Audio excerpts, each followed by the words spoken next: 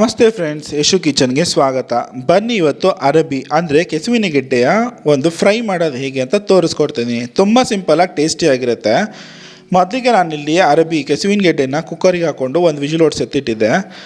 ಆಲೂಗಡ್ಡೆ ಸಿಪ್ಪೆ ಹೇಗೆ ತೆಗಿತಾರಲ್ಲ ಅದೇ ಥರ ಈ ಸಿಪ್ಪೆ ತೆಗೆದು ಈ ಥರ ರೌಂಡ್ ಶೇಪಲ್ಲಿ ಕಟ್ ಮಾಡ್ಕೊಳ್ಳಿ.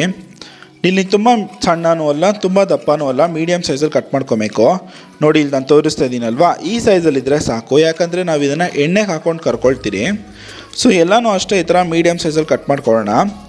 ಬನ್ನಿ, ಇವಾಗ ನಾನು ಇದಕ್ಕೆ ಮಸಾಲ ಆ್ಯಡ್ ಮಾಡ್ತೀನಿ. 1 ಟೇಬಲ್ ಸ್ಪೂನಷ್ಟು ನಾನಿಲ್ಲಿ ಶುಂಠಿ ಬೆಳ್ಳುಳ್ಳಿ ಪೇಸ್ಟ್ ತೊಗೊಂಡಿದ್ದೀನಿ.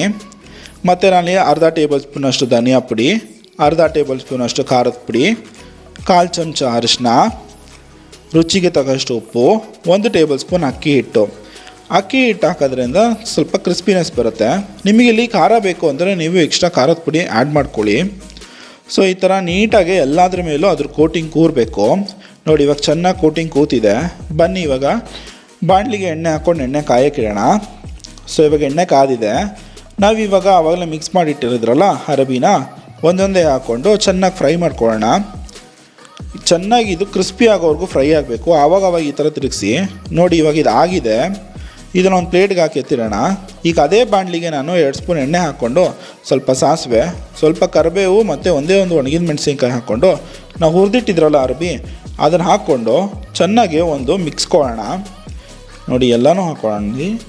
ಈಗ ಮಿಕ್ಸ್ಕೊಳ್ಳೋಣ. ಈಗ ಮಿಕ್ಸ್ ಕೊಟ್ಟು ಸ್ಟವ್ ಆಫ್ ಮಾಡಿ ಇದಕ್ಕೆ ನಾನು ಕಟ್ ಮಾಡಿರೋಂಥ ಕೊತ್ತಂಬರಿ ಸೊಪ್ಪು ಹಾಕಿ ಚೆನ್ನಾಗಿ ಒಂದು ಮಿಕ್ಸ್ ಕೊಟ್ಬಿಟ್ಟು ಈಗ ಇದನ್ನು ಸರ್ವಿಂಗ್ ಪ್ಲೇಟ್ಗೆ ಹಾಕ್ಕೊಂಡು ಟೊಮೆಟೊ ಸಾಸ್ ಜೊತೆ ಈ ಚಳಿಯಲ್ಲಿ ತಿಂತಿದ್ರೆ ಸಖತ್ತಾಗಿರುತ್ತೆ.